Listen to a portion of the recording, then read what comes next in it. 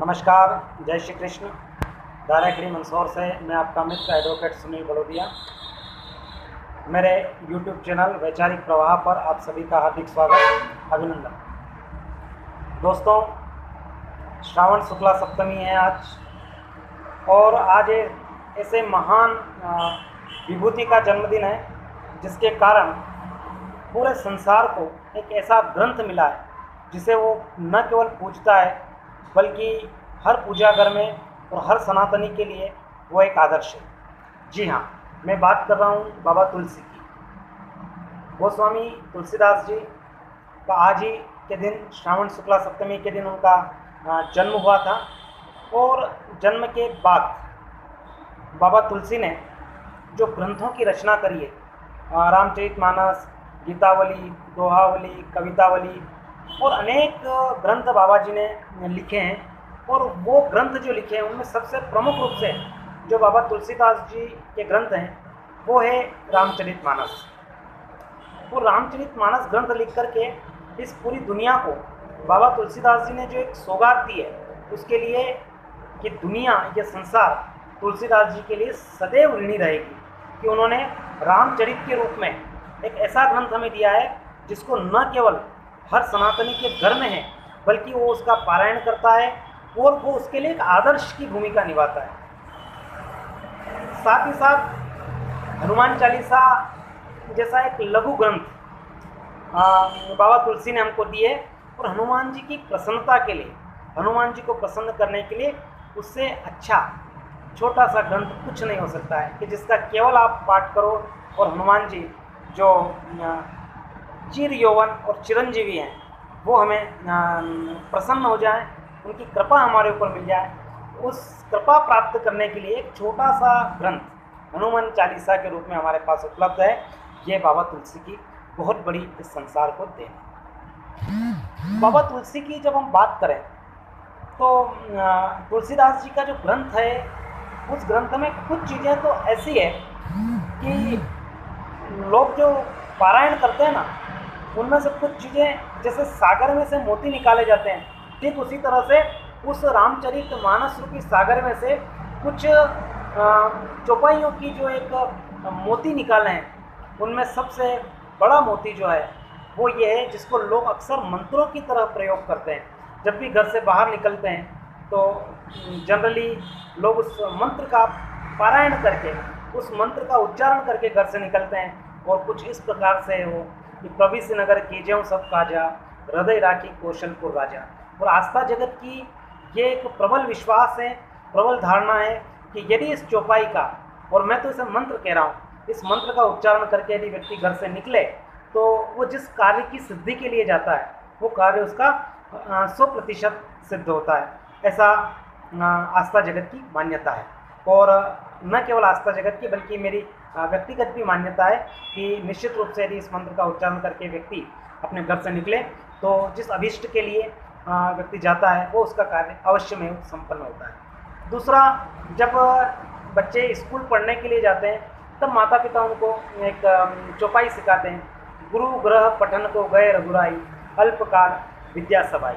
और अक्सर जो बच्चे पढ़ाई में कमज़ोर होते हैं उनको इस चौपाई का पाठ करने के भी कहा जाता है ताकि राम जी की कृपा बनी रहे, राम जी की कृपा बरसे, और निश्चित रूप से न केवल कृपा बरसे बल्कि बच्चा जो है जल्दी से विद्या अध्ययन कर पाए, जल्दी से विद्या को सीख पाए। ठीक इसी तरह से अयोध्या कांड की प्रारंभिक जो 5-7 चौपाइयाँ हैं जो राम जी के विवाह से संबंधित है, अक्सर लोग उन चौपाइयों का भी पारायण करते हैं।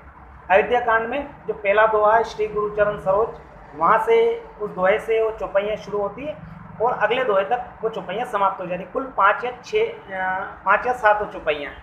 तो यदि आपको धन की प्राप्ति करना है, यदि आपको पैसा प्राप्त करना है, धनवान बनना है, तो उसके लिए भी अक्सर लोग जो है उन कुछ चौपाइयों का पारायण करते हैं जो अयोध्या कांड की प्रारंभिक चौपाइयाँ हैं।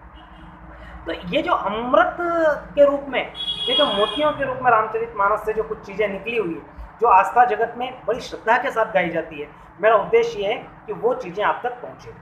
साथ ही साथ रामचरितमानस में सुंदरकांड, जो 7 कांडों का 7 सोपानों का जो एक महाकाव्य है, उसमें जो पंचम सोपान है सुंदरकांड, वो सुंदरकांड में हनुमान जी की जो प्रशंसा की गई है, वो आज भी लोग हनुमान जी को यदि प्रसन्न करना हो तो वो हनुमान जी की प्रशंसा रूपी सुंदरकांड का लोग पाठ करते हैं, ताकि हनुमान जी की जो कृपा है वो हमारे ऊपर बरसे। हाँ, एक और चीज़ बाबा तुलसी के बारे में मुझे सहज याद आ जाती है कि बाबा तुलसी ने बड़े समन्वयवादी थे। यदि हम रामचरितमानस का पारायण कर रहे हैं तो रामचरितमानस को मानने वाला निश्चित रूप से बाबा तुलसी को भी मानेगा। और बाबा तुलसी का एक बड़ा अच्छी चीज़ थी कि वो समन्वयवादी थे। जब बाबा तुलसी ने रामचरितमानस की रचना करी, उस वक्त हमारे यहाँ शैव और वैष्णव में एक प्रकार से द्वंद्व चलता था। जो शिव को मानने वाले लोग थे वो विष्णु को नहीं मानते थे, और भगवान विष्णु को मानने वाले लोग थे वो शिव को नहीं मानते थे। तो बाबा तुलसी ने एक बड़ा समन्वय बिठाया, और समन्वय बिठा करके भी बाबा तुलसी ने कहा भी सही, अपनी एक चौपाई के माध्यम से कहा है कि शिव जी कहते हैं, भगवान विष्णु कहते हैं कि शिव द्रोही मम दास कहावा, सो नर सपने हूँ मोहि न पावा।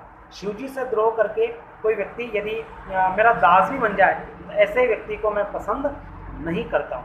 यानी कितने बड़ी समन्वय की बात कि शैव और वैष्णव में समन्वय हो जाए। तो बाबा तुलसी ने समन्वय की जो बात करी है वो निश्चित रूप से हर आस्था जगत में रहने वाले को और हर रामचरितमानस के अनुयायी को मानना चाहिए कि समन्वय से बेहतर इस संसार में कुछ नहीं है। तो जो व्यक्ति समन्वय नहीं बिठा पा रहा है, फिर वो कितनी भी रामचरितमानस पढ़े, कितना भी बाबा तुलसी का भक्त हो जाए, फिर उसका कोई औचित्य नहीं होता।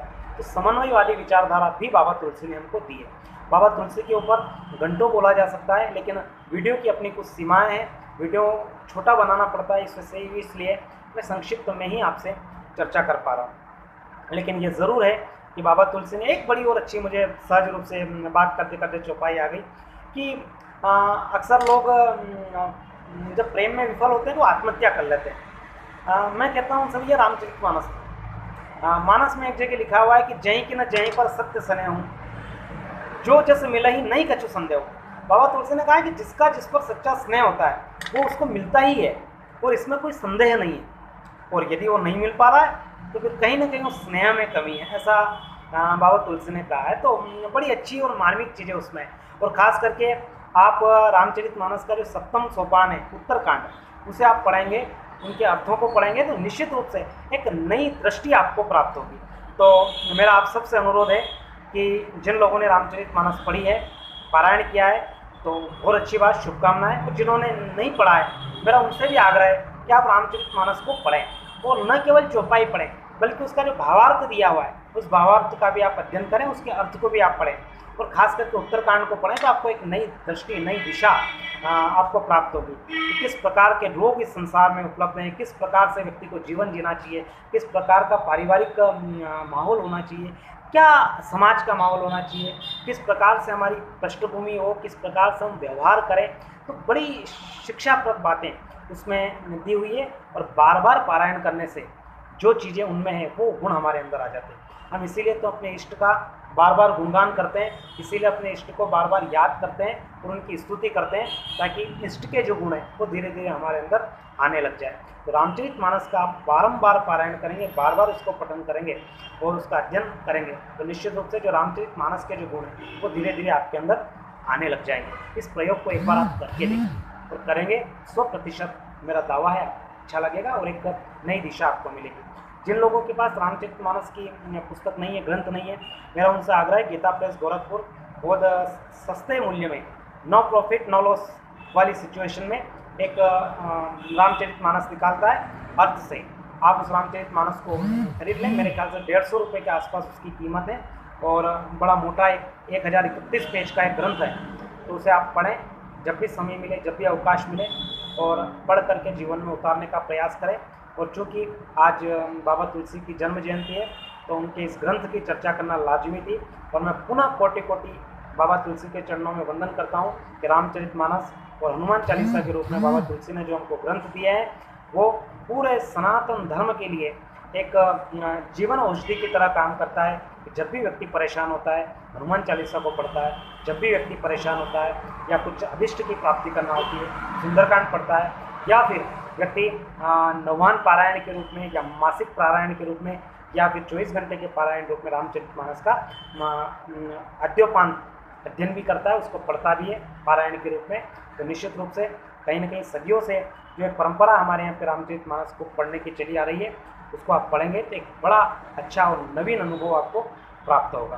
तो मेरा आज बाबा तुलसी की जन्म जयंती पर आप सभी से आग्रह है कि आप रामचरितमानस हो तो उसे पढ़ें, अध्ययन करें, तो न हो तो बाज़ार से खरीद के ला करके पढ़ें और अध्ययन करें।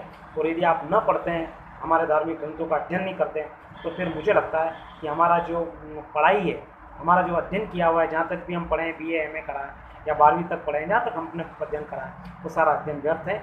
उस अध्ययन की, उस पढ़ाई की सार्थकता तभी है जब हम किसी धार्मिक ग्रंथ का कुछ अध्ययन करें।